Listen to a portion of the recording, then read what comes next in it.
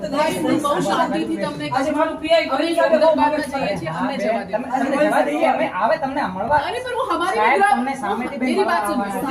हमारे भी गृह मंत्री है ना वो हमसे मिलना चाहते हैं किस बात का डर है सर किस बात का डर है मैडम हम चुपचाप एक आगे शांति से उसमें क्या મળવા દીધું છે પણ એક સમય બેન હોય મળવાનો મળવા દઈએ क्यों जबरदस्ती बिठा रहे हो आप क्यों जबरदस्ती मेरे को नहीं बैठना है मुझे बाहर जाना है मेरे को घर जाना है घर तो जाने दोगे ना हमें घर तो जाने दोगे यहाँ टाइम वेस्ट हो रहा है તો અમને જવા દો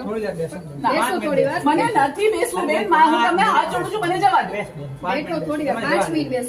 મને નથી બેસવું મને જવું છે હવે તમે અરેસ્ટ કર્યું છે તો મને કહી દો કે તમે અરેસ્ટ કરી દીધા છે ડિટેન કર્યું છે તો કહી દો ડિટેન કર્યા છે નકા હું મારા ये